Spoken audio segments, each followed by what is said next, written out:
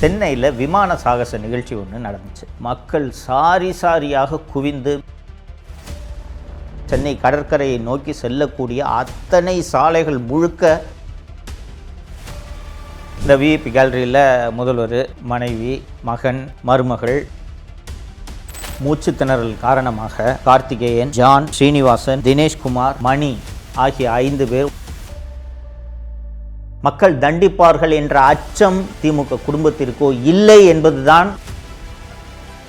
திமுக என்பது மீண்டும் மீண்டும் சொல்கிறேன், அது ஒரு தீய சக்தி. வணக்கம் தமிழ் பெருங்குடி மக்களே. ஒரு ஆட்சியில் தவறுகளே நடக்காதுன்னு கேட்டால் எல்லா ஆட்சியிலையும் தவறுகள் நடக்கும். ஏன்னா தவறு என்பது இயல்பு, வேண்டுமென்றே செய்யக்கூடியதல்ல. தவறு என்பது இயல்பு. ஆனால் அந்த தவறு நடந்த பிறகு அந்த ஆட்சியாளர்கள் அந்த தவறை சரி செய்வதற்கு என்னென்ன நடவடிக்கைகளை எடுக்கிறார்கள், அந்த தவறு மீண்டும் இதுபோல் நிகழாமல் இருப்பதற்கு என்னென்ன தற்காப்பு நடவடிக்கைகளை எடுக்கிறார்கள், அந்த தவறுக்கு காரணமானவர்கள் மீது என்ன நடவடிக்கையை எடுக்கிறார்கள் என்பதையெல்லாம் பொறுத்து தான் ஒருவர் நல்லாட்சி நடத்துகிறாரா, ஒரு மன்னன் நன்றாக ஆட்சி செய்கிறானா என்பதை நாம் கணிக்க முடியும். ஒரு மன்னன் எப்படி ஆட்சி செய்ய வேண்டும், ஒரு மன்னனுக்கான இலக்கணம் என்ன, அவன் எப்படிப்பட்ட ஆட்சியை கொடுப்பவனாக இருந்தால் அவன் நல்ல மன்னன் என்று அறியப்படுவான் என்று சிலப்பதிகாரம் முதல் கிரேக்க இலக்கியம் வரை, மாக்கியவெல்லி முதல் பல்வேறு நூல்கள் அறிவுரைகளை சொல்லியிருக்கின்றன. நம்ம தமிழக முதல்வர் திரு மு.க. ஸ்டாலின் அவர்களை பொம்மை முதல்வர் என்று தொடர்ந்து எல்லோரும் விமர்சனம் செய்து கொண்டிருக்கிறார்கள். ஏன் பொம்மை முதல்வர் என்று விமர்சனம் செய்கிறார்கள் என்பதற்கு பல்வேறு உதாரணங்களை சொல்ல முடியும். ஆனால் இன்றைக்கி ஒரே ஒரு உதாரணத்தை எடுத்துக்கிறது சரியாக இருக்கும்ட்டு நான் நினைக்கிறேன்.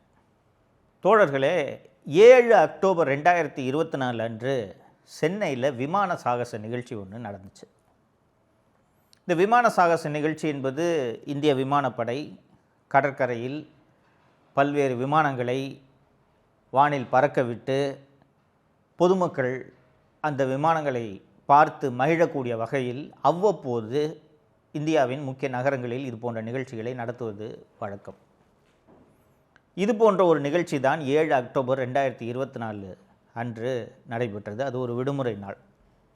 இது போன்ற சாகச நிகழ்ச்சி, குறிப்பாக விமான சாகச நிகழ்ச்சி மாதந்தோறுமோ 6 மாதத்துக்கு ஒரு முறையோ வருடத்திற்கு ஒரு முறையோ நடப்பது கிடையாது. கிட்டத்தட்ட 15-20 வருஷத்துக்கு ஒரு முறை தான் இது நடக்கும். கடைசியாக 6 செப்டம்பர் 2003ஆம் ஆண்டு தான் இந்த விமான சாகச நிகழ்ச்சி நடைபெற்றது. சரிங்களா? 7 அக்டோபர் 2024 அன்று சென்னையில் நடந்த இந்த விமான சாகச நிகழ்ச்சி எப்படி நடைபெற்றது என்றதை பார்க்கலாம். விஐபி கேலரி, முதலமைச்சர் உட்காருவார் இல்லையா, அங்கே விஐபி கேலரி போட்டுட்டாங்க.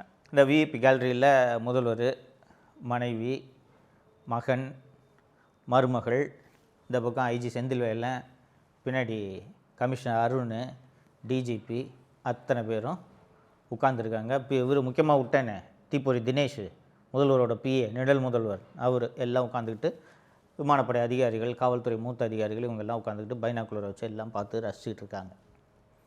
கடற்கரையில் இது நடக்கிறது.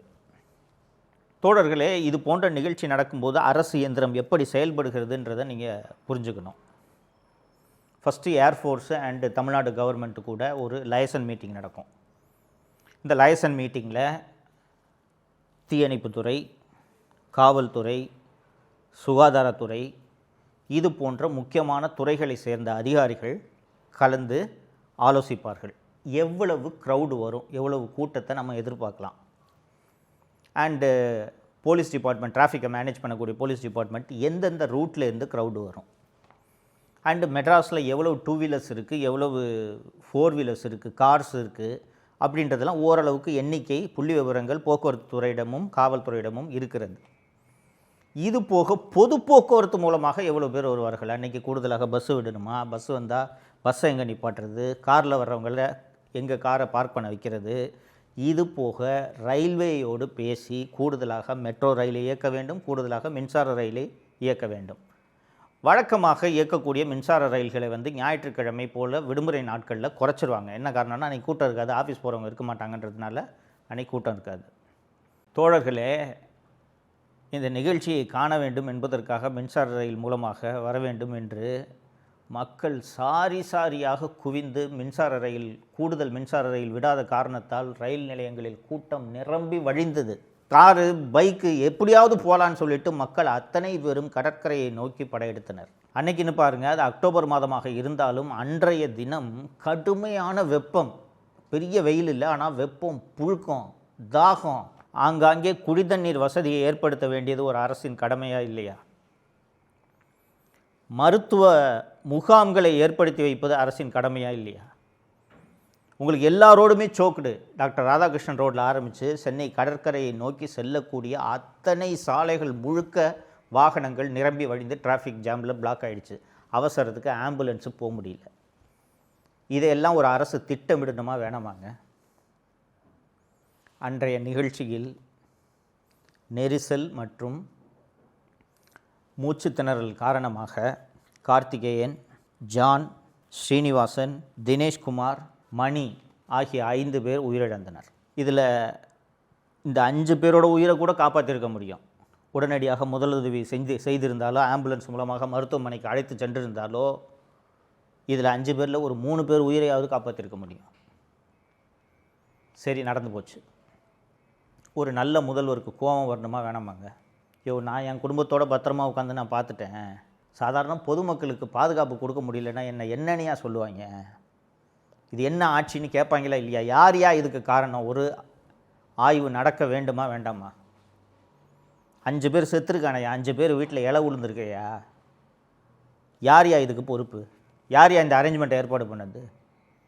சிட்டி கமிஷனர் வாயாங்க, நீ தானே அதுக்கு காரணம். என்ன அரேஞ்ச்மெண்ட் பண்ண? 5 பேர் சாகிற அளவுக்கு நீ என்ன அரேஞ்ச்மெண்ட் பண்ண?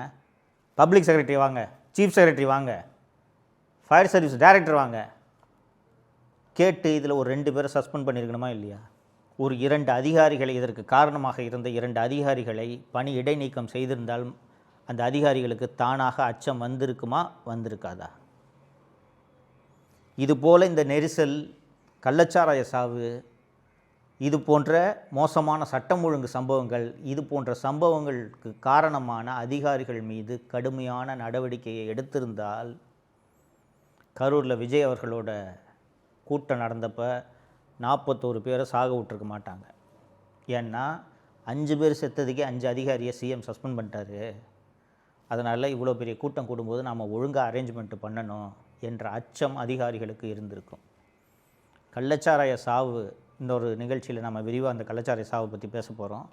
கள்ளச்சாராய சாவு உட்பட எந்த நிகழ்ச்சிக்கும், எந்த சம்பவத்துக்கும், எந்த அதிகாரி மீதும் இந்த பொம்மை முதல்வர் நடவடிக்கை எடுத்ததே இல்லை. அந்த தூத்துக்குடியில் துப்பாக்கிச்சூடு நடந்தது உங்களுக்கு நினைவிருக்கும். அதிமுக ஆட்சி காலத்தில் அந்த ஸ்டெர்லைட் போராட்டத்தில் நடந்த அந்த துப்பாக்கிச்சூடு தொடர்பாக விசாரணை ஆணையமெல்லாம் அமைக்கப்பட்டது. அந்த சம்பவத்தை வச்சே திமுக வாக்கு கேட்டுச்சு. 13 பேரை கொண்டுட்டாங்க, 13 பேரை அதிமுக ஆட்சி கொண்டுடுச்சுன்ட்டு அந்த சம்பவத்தை சொல்லி வாக்கு கேட்டாங்க.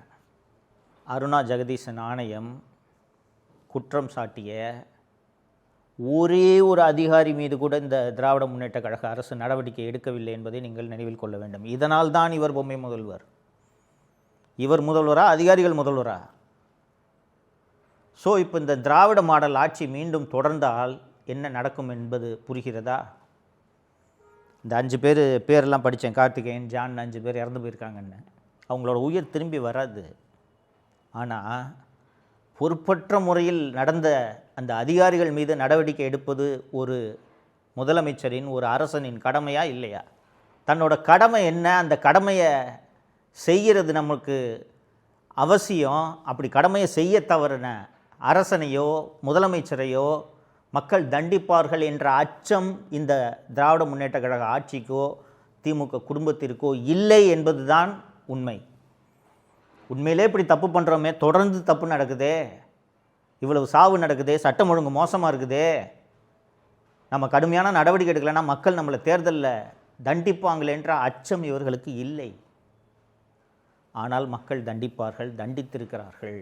இதனால்தான் 2011 திமுக படுதோல்வி அடைந்தது, 2016 படுதோல்வி அடைந்தது, 2026 படுதோல்வியை திமுகவுக்கு வழங்குவதற்கு நீங்கள் அத்தனை பேரும் முடிவெடுக்க வேண்டும்.